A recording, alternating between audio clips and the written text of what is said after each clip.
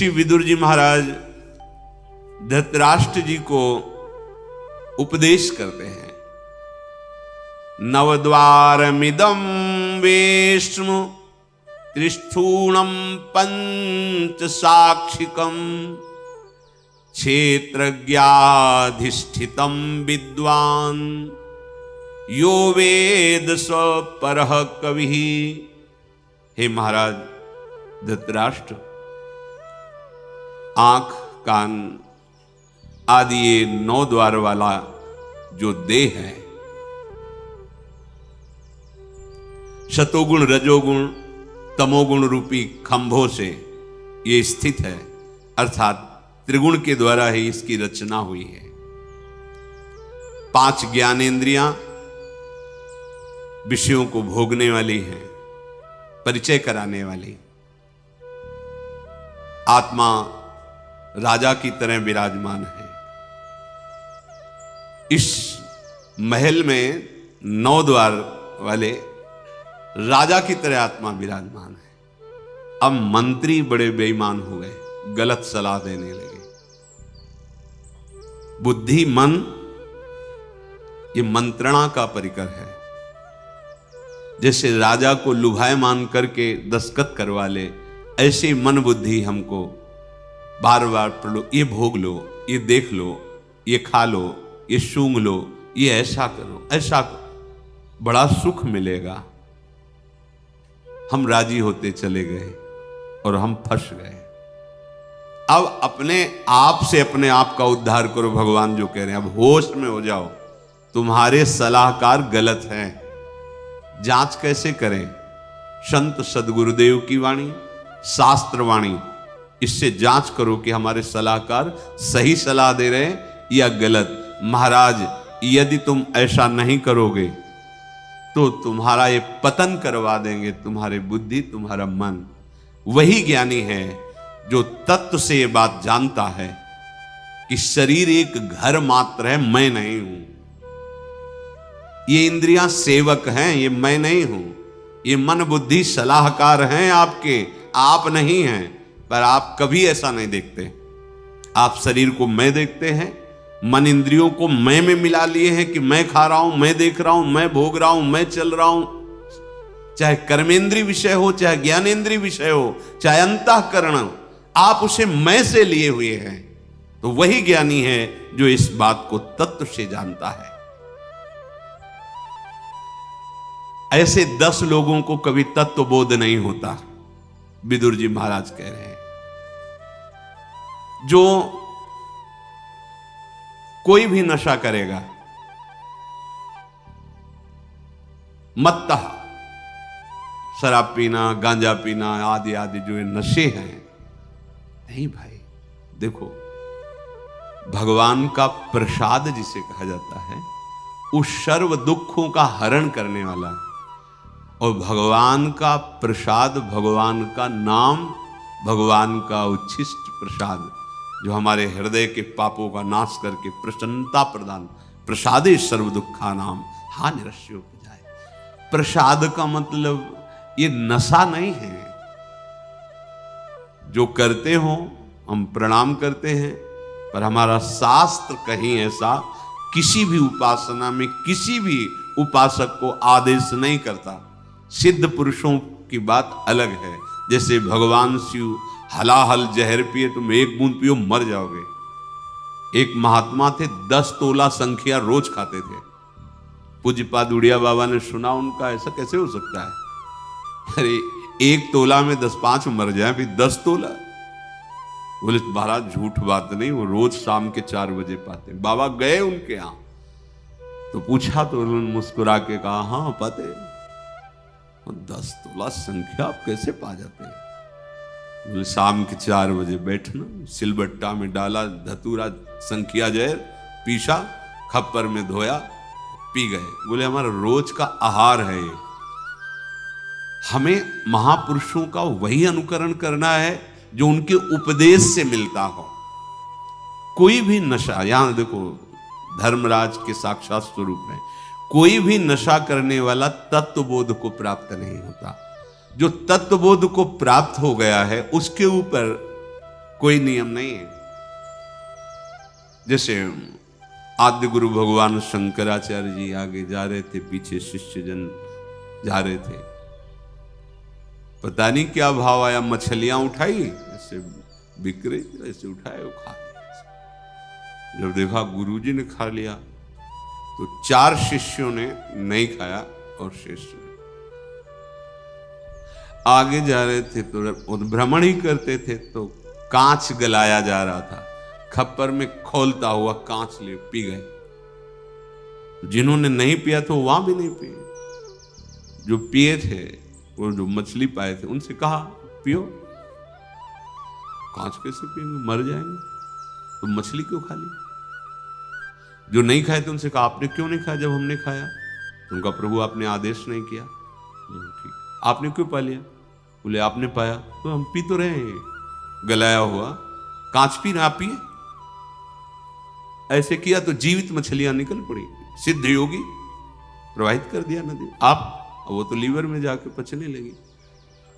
हमें वो अनुकरण बात नहीं करनी जिसका वो आदेश न कर रहे हो। उनके उपदेश से जो उनके आचरण मिले, शास्त्र सम्मत बात है, महापुरुषों के जो आचरण उनके उपदेश से मिले, बस वही अनुकरणी है। वो क्या कर रहे, कोई भी नशा, जैसे कहते हैं भाई हमने सुना है ऐसे, फिर ध्यान में अलियो ब्रह्म लोग पहुंच गए। भाई हम प्रणाम करते सिद्धों को, हम उनके चरण सेवक हैं, पर हम अपने जैसे साधकों के लिए कह रहे भाई सिद्ध पुरुष तो हलाहल पिए हो जाले, उनका काम, उनकी मस्ती, वो तो भगवान को प्राप्त हो गए। भैया उनका काम बन गया है, उनमें भगवान में अंतर नहीं। जैसे सखागण और गौवें गोपगण फंस गए दावानल में, कन्हैया बचाओ, तुम्हारे सिवा कोई नहीं बचा सकता। बोले भैया आंख मूंद लो, मुंह में पी गए, पूरे ज्वाला को पी गए मुंह में। एक कोयला लाल लाल रखो मुंह में, अभी रख पाओगे नहीं, भगवान के मुख से साक्षात अग्नि का प्रादुर्भाव हुआ है। भगवान उसी जगह उसको रोक ले, आओ अपने स्थान पे आ जाओ, भगवान ही तो सर्व रूपों में। तो जो भगवान को प्राप्त महापुरुष हैं उनमें और भगवान में अंतर नहीं, ब्रह्मविद ब्रह्मविभूत। अब उनके ऊपर आप ही ऐसे नहीं कर सकते कि ये खा रहे हैं, बड़े सिद्ध महापुरुष थे। तो जहां भिक्षा नहीं लेनी चाहिए वहां से निकले, रोटी बन रही थी, ला रहे रोटी, तो डर गए महाराज जी, अरे ला इसमें रोटी लिया, कहा इसमें कहीं वो है जो उन्होंने सब है कुछ, ब्रह्मार्पणम ब्रह्म भगवद अर्पण कर। लेकिन वो आचरण हमारे लिए जो आदेश करें वही अनुकरणीय नहीं है। महापुरुष जो आचरण कर रहे हैं वो आचरण उनके उपदेश से मिलता है कि नहीं, अगर नहीं मिलता तो हम प्रणाम करते हैं, वो हम कर नहीं सकते। कोई भी नशा साधक को, हम सिद्धों के लिए नहीं कहते हैं, कोई भी नशा खा करके आप भगवत तत्व का चिंतन, भगवत बोध नहीं प्राप्त कर सकते। सबसे बड़ी कमी, आपको उस नशे में सुख लग रहा है क्योंकि बुद्धि शिथिल होती है, तो आपको लग रहा है बड़ा आनंद आ रहा है।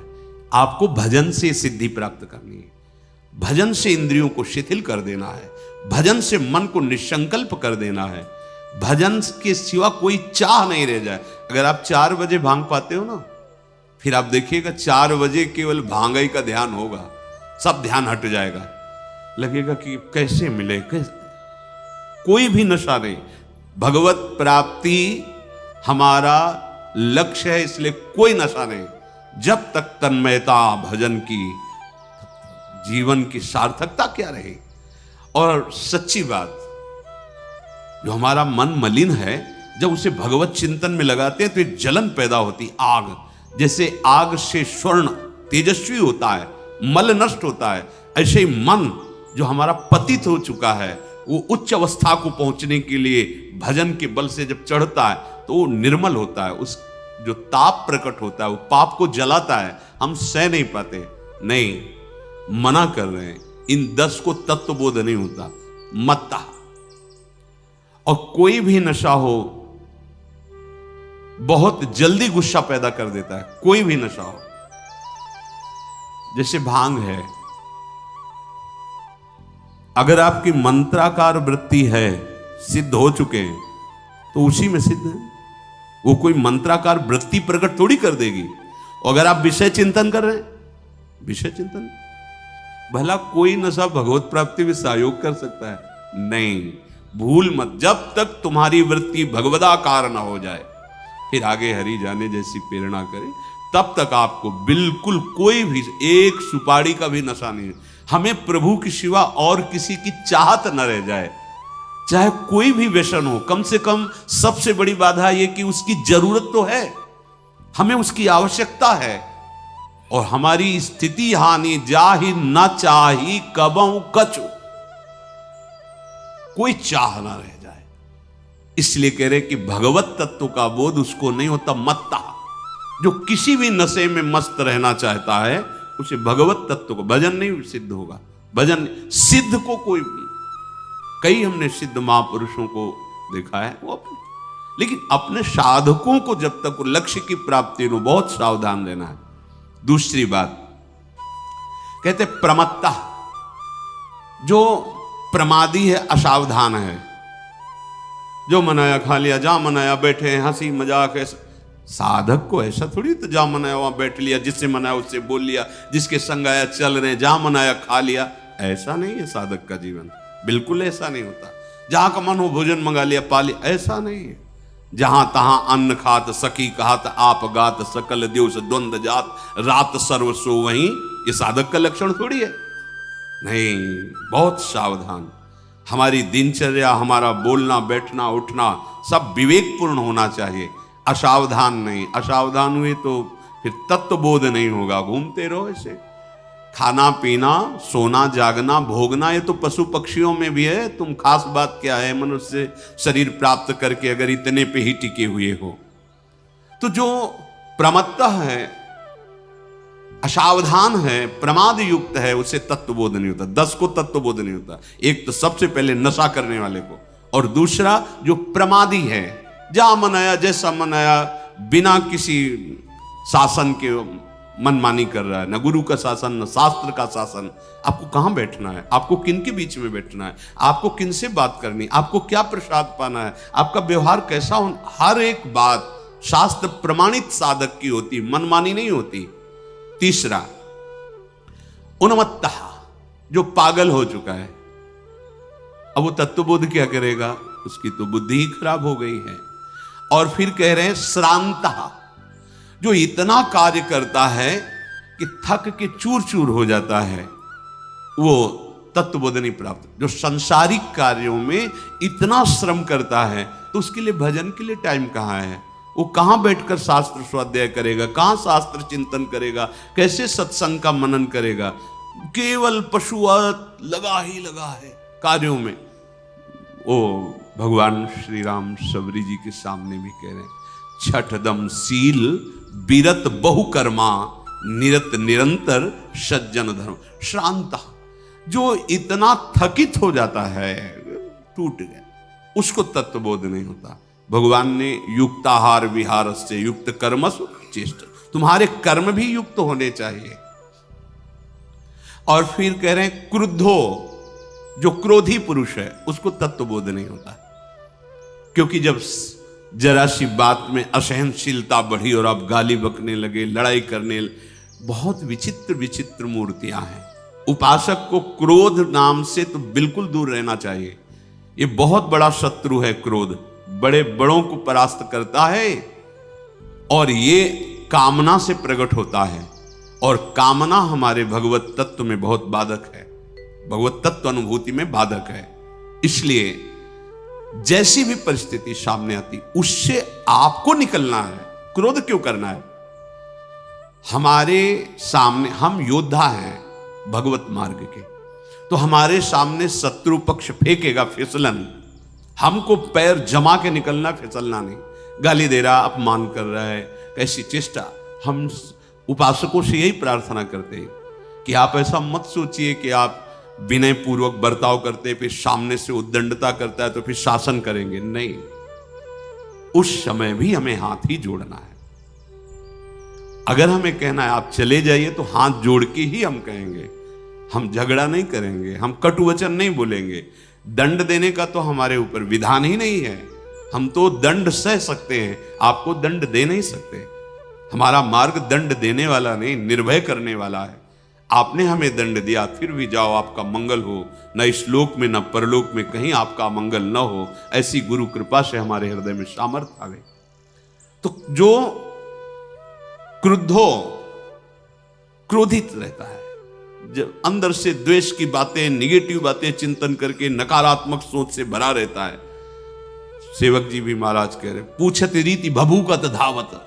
जरा सा बात करो तो ऐसे गुस्सा मानो कि पता नहीं घर से लड़के ही आ रहे हैं क्या, पूरी गुस्सा उतार दे। ऐसे लोगों को तत्वबोध नहीं होता। और बुभुक्षिता, हर समय खाने के लिए ही उतावले। कुछ लोग ऐसे होते हैं, अधिकतर रिश्तेदारियों में ही घुमा करते हैं कि रिश्तेदार नातेदार को अच्छा, ऐसे होते हैं। नहीं, ऐसा नहीं होना। अगर आपको कहीं आवश्यक किसी रिश्तेदार ना, तो ठीक है, वो बात अलग है। लेकिन ऐसे ही क्रिया रहित, कर्तव्य रहित ऐसे घूम रहे, यहां खा लिया, वहां खा लिया, वहां खा लिया, ऐसे लोगों को तत्वबोध नहीं होता। जो केवल रसेंद्री की तृप्ति के लिए भटकते रहते हैं, वो कोई भी हो, गृहस्थ हो, विरक्त हो, कोई भी हो। यहां गृहस्थ विरक्त की बात नहीं, ऐसे 10 लोगों को भगवत तत्व का बोध नहीं होता। जो केवल रसेंद्री के स्वाद के लिए आज वहां नहीं। जैसा भगवत इच्छा से मिले, प्राण पोषण करो, निरंतर नाम जप करो, अपने कर्तव्य का पालन करो। और कह रहे हैं तो रमणाश्च, हर बात जल्दीबाजी में, हर कार्य जल्दीबाजी में, हर निर्णय जल्दीबाजी में, ऐसे को तत्वबोध नहीं होता। उकताए हुए पुरुष को तत्वबोध नहीं होता। गंभीरता पूर्वक हर कार्य का निर्णय गंभीरता पूर्वक करो, हर कार्य एकाग्रता पूर्वक करो, उसका परिणाम सोच के करो। अगर समझ में नहीं आता तो उच्च कोटि के महापुरुषों से सलाह ले लो। ऐसे जल्दीबाजी से कोई निर्णय नहीं, जल्दीबाजी से कोई बात ना बोले, कसम से आज से ऐसा नहीं करूंगा। अब आपने इतनी बड़ी बात कह दी, कसम, अब आप उसका निर्वाह आजीवन करना होगा, चाहे प्राण निकल जाए, पर वो बात नहीं होनी चाहिए। ऐसा कहां है? ऐसे लोगों को तत्वबोध नहीं होता। जो जल्दीबाजी में हर कार्य, हर संकल्प, हर बात पूरा कुछ नहीं करना, बातें बहुत बनाना, ऐसे को तत्वबोध नहीं होता। विदुर जी कह रहे हैं लुब्धश्च, जो छोटी छोटी वस्तुओं में लुभायमान हो जाता है, बहुत सावधानी की जरूरत है। कई जगह ऐसा देखा जाता है, जहां सम्मान, प्रियता, उदैन्यता और श्रद्धा प्रकट करता है, वह ये तो हमारे काम, भगवत इच्छा से हमारे काम में आ जाएगी। अब वो कह रहे नहीं महाराज जी, ये तो मतलब जहां आपको रखा है ये उसकी वस्तु है, वो तो आपको नहीं, भगवान ने आदेश कर दिया उसको। भगवान ने आदेश और भी किए हैं, उनका पालन करो। दूसरे की वस्तु को लुभायमान होकर के लेना चोरी ही कहा जाता है। कोई दे रहा है बड़ी श्रद्धा से, आपको आवश्यकता नहीं है तो आप नहीं लेंगे, उसको देने का फल मिल जाएगा और आपकी साधना परिपक्व रहेगी। आवश्यक है तो उचित ले लीजिए, पर बिना पूछे, बिना दिए इस सृष्टि में आपका कहीं अधिकार नहीं है। यहां तक कि आप लताओं से भी अगर पत्र पुष्प लेते हैं तो याचना कीजिए। हमने पूज्य महाराज जी को देखा कि ऐसे प्रणाम किया, श्री जी के लिए कुछ झूला में आपको सेवा में लगाने के लिए अनुमति दीजिए। ऐसे थोड़ी कि चट्टे से डाल टोलियो लगा, ऐसे नहीं। ये वृंदावन धाम है। प्रणाम किया और ऐसे भिक्षा के रूप में मांगा कि आपसे कुछ पल्लव और कुछ आपकी टहनियाँ चाहिए जो श्री जी की झूला में, तो आप कृपा करके, आप इसीलिए तो प्रसन्न है ना कि श्री जी की सेवा में आएंगी। तो ऐसे किसी से, ये संपूर्ण प्रकृति भगवत स्वरूप है। ये चोरी करना, जल्दीबाजी में अपने सुख की बातें, ये बहुत सावधानी की जरूरत है। तो जो लोभी हृदय का होता है, बहुत समझने का विषय है, बहुत समझने। कई बार ऐसी असंतुष्टता होती है, बातें ऐसी करते हैं कि उनके चरण धोकर पीने का मन करता है, और व्यवहार ऐसा करते हैं कि हृदय जलता है कि अगर ये व्यवहार किसी गृहस्थ के साथ किया होता तभी वो फिर अश्रद्धा का पात्र बना देते हैं संतों को। नहीं, सावधान, आपकी छोटी सी गलती सब संतों के प्रति अश्रद्धा का हेतु बन जाएगी। ये लोभ प्रवृत्ति भगवत तत्व बोध नहीं होने देती। तो समझ में नहीं आता, अरे हम भगवत आश्रित हैं, जिसने यहां व्यवस्था की, अगले कदम में वो व्यवस्था आपके चरण चूमेगी, आप उसके सहारे तो हो। आप लोभ प्रवृत्ति भगवत तत्व का अनुभव नहीं होने देती। फिर कह रहे भीता, जो डरपोक है, भयभीत है, उसे तत्वबोध नहीं होता। जब गंगा के किनारे भ्रमण कर कई ऐसे स्थान आए जहां भय का संयोग लगा, पर भगवत कृपा से एक जिद्दी स्वभाव था। कहां भय है, कौन मार डालेगा, किस बात का डर है, वो वहीं खड़े हैं, वहीं खड़े हैं। जब मन कह दिया कि हाँ भय नहीं, तब चले। जगह जगह ये हमको परास्त करना चाहता है, नहीं। कई जगह ऐसी हुई कि भय का संयोग, कई जगह ऐसा हुआ, अवस्था नहीं थी ना, बस एक स्वभाव में जिद्दीपन था कि नहीं, कहां भय है। अगर मरना है तो तुम बच नहीं सकते, और अगर मरना नहीं तो कोई मार नहीं सकता। हम क्यों भागे, हम वहीं स्मशान में बैठ जाते, क्यों भागे, क्यों डरे। सर्वत्र प्रभु है वो है, तो किस लिए डरना। बस बार बार बार तो हमें लगा कि हर भय हमें निर्भय पद में पहुंचाने के लिए दिया गया, हर भय निर्भयता के लिए दिया गया। अगर हम भयभीत रहेंगे तो फिर हमें तत्वबोध नहीं होगा। क्यों भय करें, किससे भय करें। अगर हमें पीड़ा पहुंचनी जिस मिनट जहां, वहीं हमारी बुद्धि पहुंचा देगी हमको, वही पीड़ा प्राप्त हो। और नहीं तो त्रिभुवन में घूमो, कोई बाल बांका करने वाला नहीं है, भयभीत होने की जरूरत नहीं। अभयद भुज दंड मूल, हमारे प्रभु अभय देने के लिए सदैव विराजमान है, अपने संग हम अनुभव नहीं कर पाते। और आगे कह रहे कामी चते दश, जो सदैव काम भोग का चिंतन करता रहता है, जनेन्द्रिय जनित भोगों का चिंतन करता रहता है, ऐसे 10 पुरुषों को भगवत तत्व का बोध नहीं होता। महाराज, जो घर छोड़ करके, कर्तव्य छोड़ करके केवल शरीर सुख के लिए भटकता रहता है, देखो विरक्ति का लक्ष्य समझो। लक्ष्य अगर आपका भगवत प्राप्ति नहीं तो वेश धारण मत कर लेना। कह रहे अनर्थकम, वो आपको अनर्थ में फंसा देगा। देखी देखा जोग नहीं धारण किया जाता, वो अंदर की वृत्ति होती है, नहीं तो लड़ नहीं पाओगे। केवल इंद्रियजन भोगों के लिए भटकोगे तो बहुत सी ऐसी गलतियां हो जाएंगी कि आपको दंड मिलेगा, परेशानियां आ जाएंगी, लोक परलोक बिगड़ जाएगा। इसलिए जो घर छोड़कर, कर्तव्य कर्म त्याग कर, निरर्थक, लक्ष्य ही नहीं है, भजन, भगवत प्राप्ति, साधना, कोई मतलब नहीं, बस या वहां, ऐसा नहीं जीवन होना चाहिए। पहले संतों के आश्रमों में एक विज्ञ सेवक ऐसे रहते थे, जैसे कोई भी आया, आपका प्रेम पट क्या है, आपका योग पट क्या, यह सदवई भाषा है। अगर वो सच्चा सांप्रदायिक साधु नहीं है तो वो नहीं जान पाएगा कि क्या पूछे, क्या है प्रेम पट। पता चले आप लाल कपड़े कैसे पहन लिए, आपकी गुरु परंपरा क्या है, आप बताइए ना कैसे पहन, नहीं तो उतारिए और आप सफेद कपड़े लीजिए और जाइए, आप इस वेश को बदनाम करेंगे। ऐसा पहले जो संतों के कोतवाल होते थे संत, वो ऐसा है, जब मनावे जैसा मनावे, ऐसा नहीं। जो घर छोड़कर, कर्तव्य कर्म छोड़कर, निरर्थक, साधु निरर्थक नहीं होता, वो तो परम पुरुषार्थ को प्राप्त करने के लिए लक्ष्य है उसका मोक्ष या प्रेम।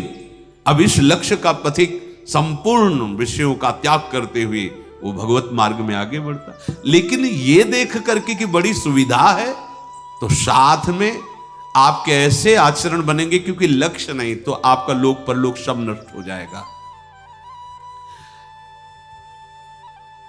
पापियों से मेल जोल रखना, पाखंड में जीवन व्यतीत करना और दूसरे की बातें दूसरों से बताना, चुगलखोरी और व्यसन अर्थात नशा करना, ऐसे जो लोग होते हैं ये भगवत मार्ग में परिचय ही नहीं प्राप्त कर पाते भगवत मार्ग का। भगवत प्राप्ति तो बात जाने दो, परिचय ही नहीं प्राप्त कर पाते। महाराज कभी उद्दंडता पूर्वक भेष न धारण करे, आचार्य परंपरा से धारण करे। यही देखो शास्त्र जो आज्ञा करता है, यो नोद्धत्तम कुरुते जातु वेशम न पौरुषेणापि विकथते ज्ञान। गुरु प्रदत्त वस्त्र धारण किए जाते हैं जो संप्रदायिक। पहले गेरुआ वस्त्र पूज्य गुरुदेव भगवान ने दिया, और जब निज मंत्र विरक्त भेष दिया तो नीचे सफेद मार्किन ऊपर पीला। आपने जो दिया आजीवन उसका निर्वाह। ये थोड़ी कि मनमानी आचरण नहीं, गुरु प्रदत्त वेश। और गुरु जी की वो तो साहब है, वो जैसे चाह रहे, हमारा शासन उन पर थोड़ी है। उनका उपदेश, उनका दिया हुआ प्रसाद आजीवन, वो आदेश कर दे इसको उतारो। अब पैजामा कुर्ता में 1 मिनट नहीं लगेगा, 1 मिनट। हमको थोड़ी देखना लोग क्या है, लोग नहीं, गुरु आदेश अभी लो। ये मनमानी वेश धारण नहीं किया जाता कि आप मनमानी पीला ओढ़ लिए, नीचे पैजामा ऊपर कुर्ता और उसके ऊपर पीला। नहीं नहीं, मनमानी आचरण मत करो। कोई सांप्रदायिक दीक्षा नहीं, कोई वैराग्य का सांप्रदायिक नहीं, ऐसे ही लाल पहन लिए, ऐसे ही हितधाम में आए थे लाल वस्त्र पहने हुए। जब वो प्रश्न के तुमका, आपकी प्रश्न की धरा बताती है कि आप अध्यात्म मार्ग के पथिक नहीं है, सच्ची बताना आपने कहां से वेश लिया। उनका ऐसे ही हमने ले लिया था। फिर आप गलत आचरण करोगे, सीधे लिखा जाता है बाबा जी या संत या ऐसे नहीं। देखो हरिराम व्यास जी कहते हैं, सुने न देखे भक्त भिखारी। ऐसा मत समझना, वो कह रहे हैं अपने जीवन में बड़े विद्वान महापुरुष सुने और न देखे भक्त भिखारी। सच्ची बात है, ये तो नहीं पाया जाता। भक्तों में जो भगवत आश्रित है ये नहीं पाया जाता, पक्की बात है। वो हमको यहां से वहां जाना किराया दे दीजिए, आज हमारा व्रत है, आप फलाहार करा दीजिए, आप ये नहीं। सुने न देखे भक्त भिखारी।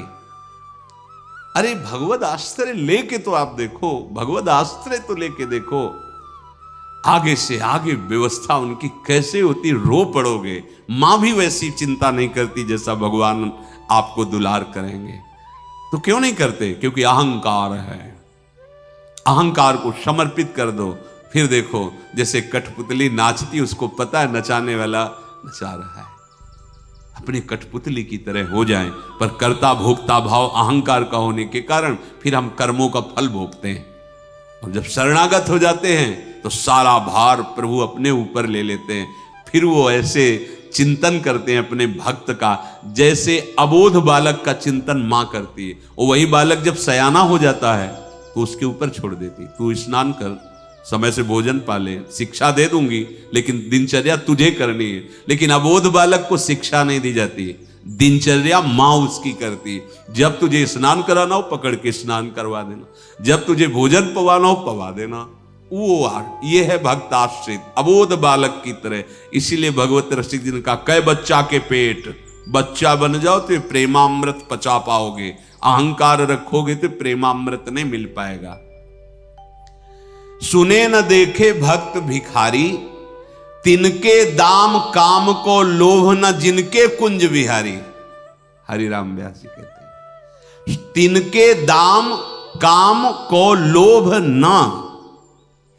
पग पग पर देखा है प्रभु की कृपा, पग पग पर, कदम कदम पे ऐसी व्यवस्था जैसे सरकारी व्यवस्था पहले हो जाती ना फोन से, ऐसे प्रभु अपने जन की व्यवस्था करते हैं। विश्वास करो, तिनके दाम काम को लोभ न जिनके कुंज विहारी, सुने न देखे भक्त भिखारी।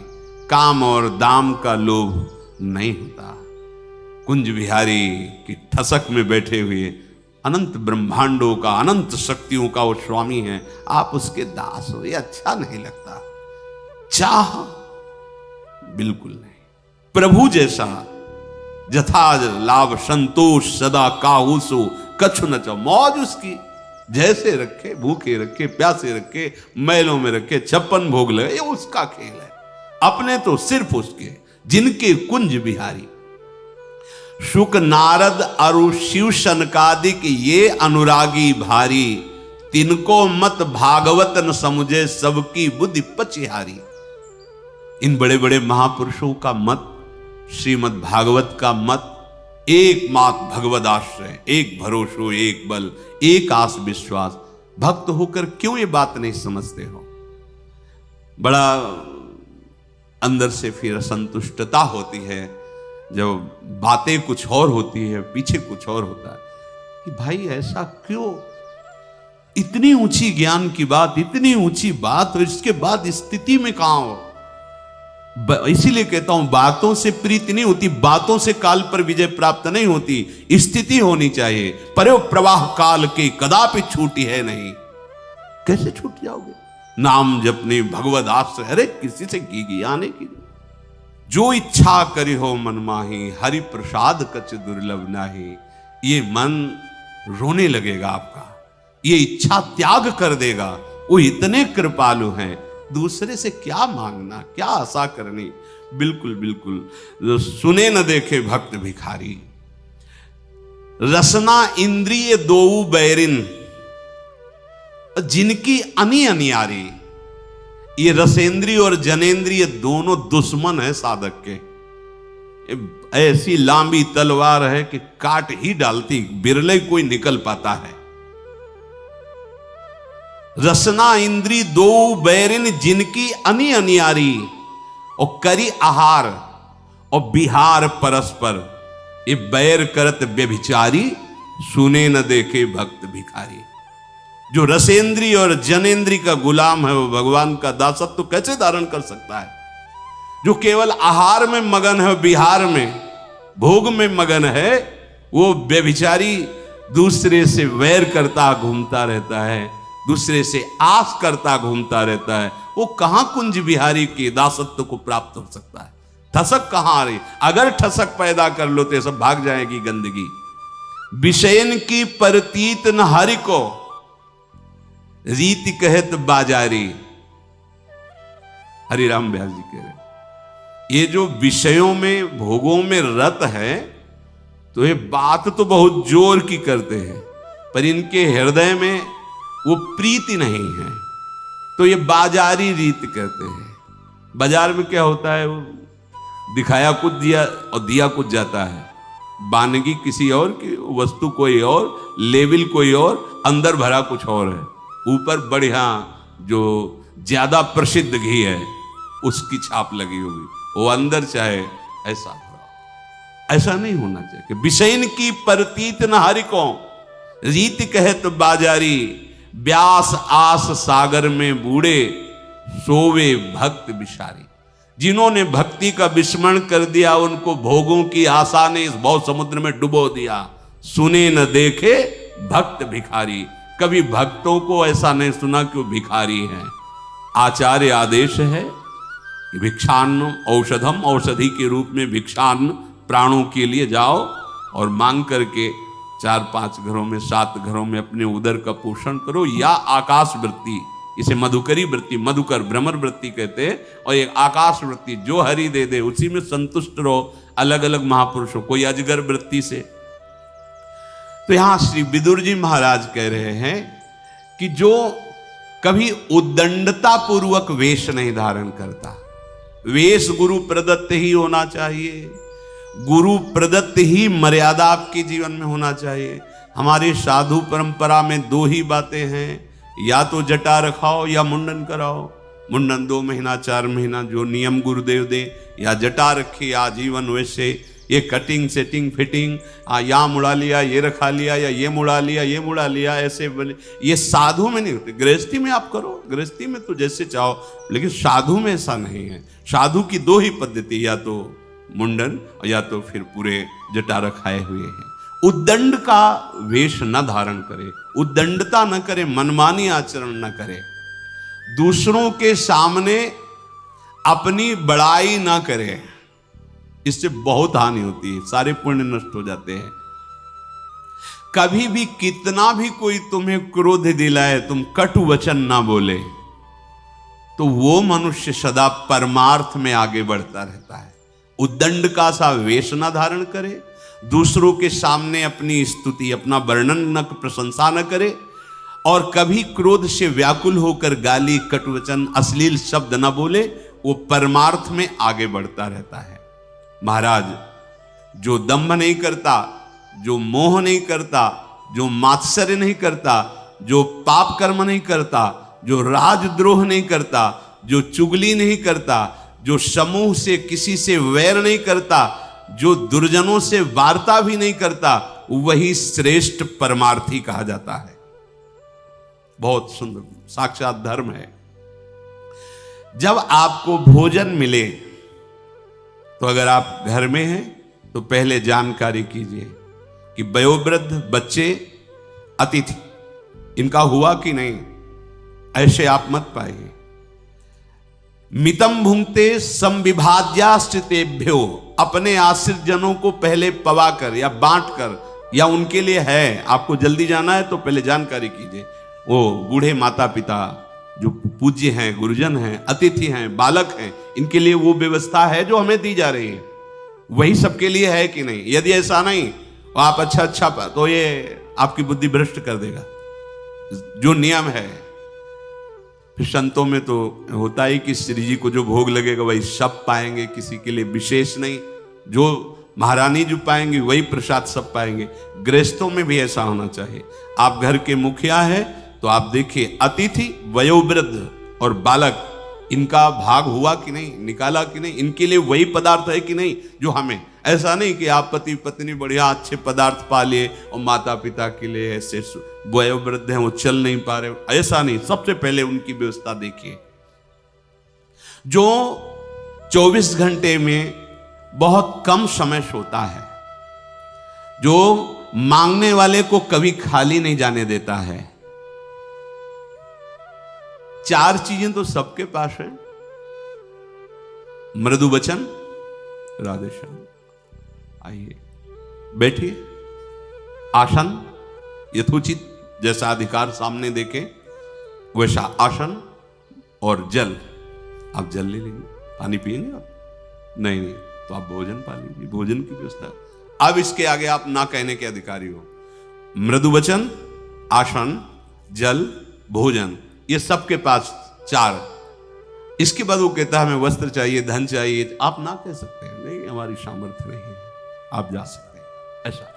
तो वो खाली नहीं गया, वो अपमानित नहीं हुआ, वो धर्मयुक्त, वो आपका पुण्य नष्ट नहीं करेगा। ये जिसकी पहचान ना हो, जिसको हमने बुलाया नहीं है, वो आकर दरवाजे पर आवाज देता है तो अतिथि देवो भव, वो भगवान है।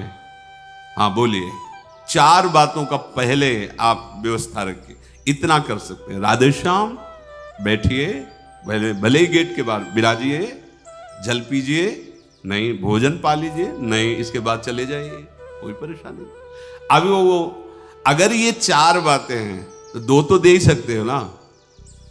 राधे श्याम, आइए, हाँ बोलिए, आप क्या बात, आप थोड़ा जल ले लीजिए, नहीं फिर आप चले जाइए। स्वागत जरूर करना, कटुवचन, रुद्र दृष्टि से देखना, ये नहीं, ऐसा नहीं। वो भले कोई भी हो, आप गेट के बाहर से इतना स्वागत कर दीजिए नम्रता से, आज राधे राधे, आप कैसे आए हैं कि आपकी सेवा करें। अगर आप थक रहे हो तो जल पी लीजिए, बैठिए, आप इतना तो आप बोल ही दीजिए।